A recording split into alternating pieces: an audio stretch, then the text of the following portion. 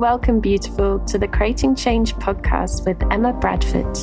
Creating change to fall back in love with ourselves and life. Each episode, I'll be offering insightful stories, concepts, and practical takeaways to inspire your day, reconnecting to the authentic essence within.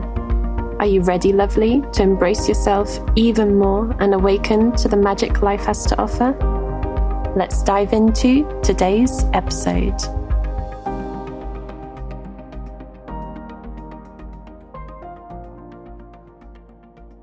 Hello and welcome to Creating Change with Emma Bradford. I'm your host, Emma, and I'm so happy to welcome you to episode number 2. This is part 2 of the introduction.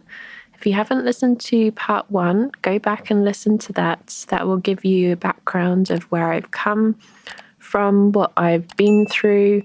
I mean, obviously not my whole life story, but some key moments and key points in terms of understanding where I am today, plus a little fun synchronicity that popped up along the way in terms of creating this podcast. So go back and listen to that first, and then come back and join this episode. And in this episode, I'm going to be talking all about what I'm currently doing. So where I left it in the last episode is that I started to see and use NLP in a different way. I started to see the light and shadow within everything. I started to see things I liked and things I didn't like, and how I wanted to be a supportive, inspiring coach in a way that wasn't pushy or salesy or manipulative.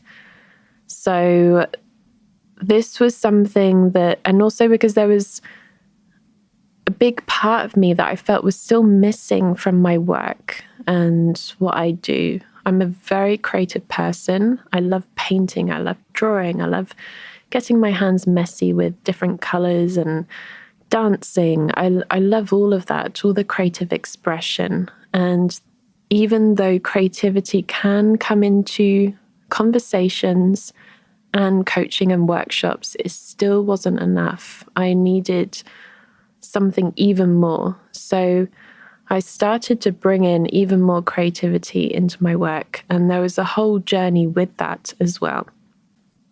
So I went through, again, another few big experiences. This is one of the ways that I learn in life. I learn a lot through experiences, and when I was teaching NLP, I had a friend who I remember it so clearly because I was teaching day 1 of a practitioner training, and I had new students coming in that were learning how to be NLP practitioners. And I just found out that one of my friends had passed away, and then I had to go in and teach. And that was quite a challenge. And I was able to acknowledge how I was feeling at the time and also get the job done. There was something that really awakened me to life and death. And her passing, she was not a friend that I was particularly close to, but her passing really woke me up and shook me up to life and death and how fragile life is. And she was young. She had some challenges, and it was a shock to many of us. So that happened. And then also I felt very hurt and betrayed by a dear friend.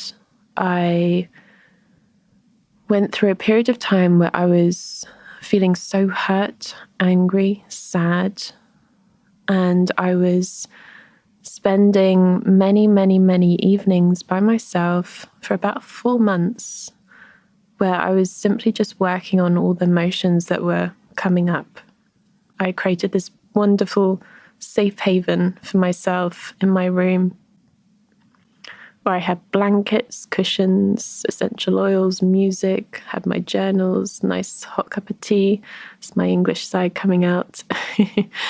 And I created this wonderful safe space where I could acknowledge the emotions that were coming up and explore those and be with those and try out different embodiment practices and dance those emotions and write those emotions and express, allow everything to move through me.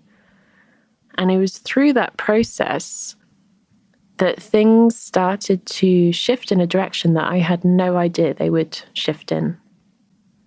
So I was doing all of that for me and for my well-being. And through that process, I started to get ideas. I started to get little insights, little images and ideas and possible techniques and creative processes. I started to get all these different things coming to me when I was actually in those processes, when I was on the dance floor, when I was dancing, or when I was at home writing into those journals. I would get all these different ideas. And so I'd started jotting everything down in these journals. And I ended up, after 4 months, had 2 big journals filled with notes. And I looked at these notes and I suddenly realized that whilst a lot of it was my own personal expression, there was a lot of things that I could incorporate into my work. And I realized that this was not just a workshop. This was a whole training. I literally had a whole training within these pages of these journals. And I realized how my work needed to take this new step, moving away from just focusing on NLP and now starting to incorporate dance, therapeutic movement, and creative arts with everything that I've learned in the last 10 years, thanks to coaching and NLP, though blending that all together and creating this really unique and beautiful training of which I call Creating Change, the art of expansion, connection, and celebration. And that's what I focus most of my time on today. And it's all about falling back in love with ourselves and life. That's exactly what I was going through at that time. I was learning how to love myself again after feeling really betrayed by a friend. I was learning how to be tender with myself again, which actually at that, I think I had never really experienced true tenderness with myself before up until that point. So I was learning different ways to relate to myself, and my level of self-love increased.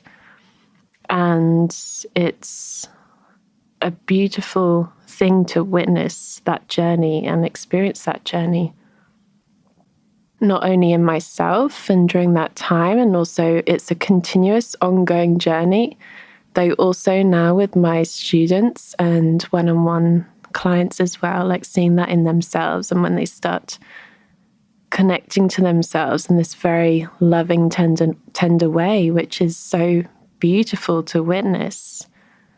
So I don't believe in fixing people. I don't believe in becoming a completely new person. I believe in recognizing the truth of who we are, reconnecting. Creating Change, the training, is all about reconnection, reconnecting to ourselves, reconnecting to others, reconnecting to nature, of which I call Mother Earth, reconnecting to our physical body, and reconnecting to something beyond our identity, whatever label we choose to put on that. Some people like to call it the quantum field. Some people like to call it the universe. Some people like to call it love or consciousness. Some people call it God, whatever label you choose.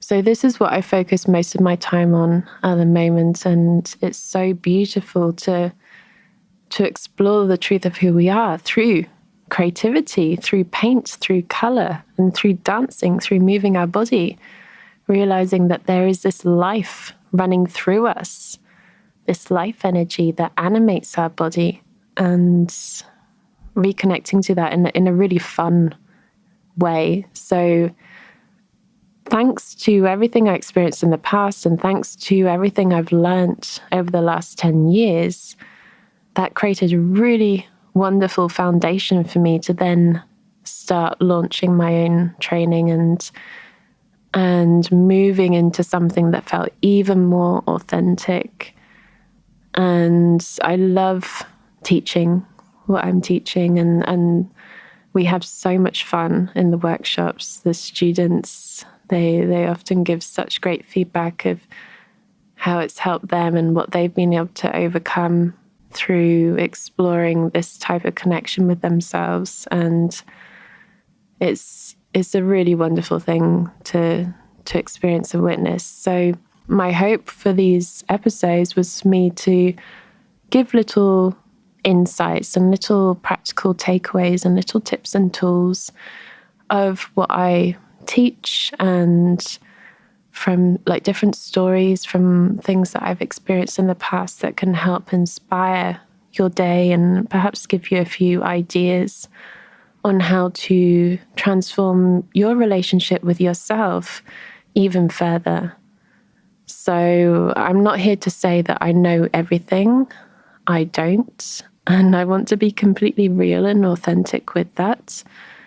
Though maybe there are a few things that you'll find useful. Maybe there'll be some things that you find really insightful and transformational. And maybe there's some things that you can start incorporating into your day-to-day life and notice what shifts and changes as you do that. So until next time, I wish you lots and lots of love. And thank you so much for joining me in this episode. If you find these episodes useful, if you find this podcast useful, then please do share. Every single review on iTunes makes such a difference. So thank you so much for doing that and for being here and sharing part of your day with me, and wishing you so much love. Thank you so much for listening to this episode, beautiful. You're amazing. All resources and links can be found on my website, www.emmabradford.net. Link is in the show description. Do come and join my community and share your takeaways from this episode. I'd really love to hear. And don't forget to subscribe so you don't miss any future episodes. Until next time, I wonder, what magic will you experience in life today?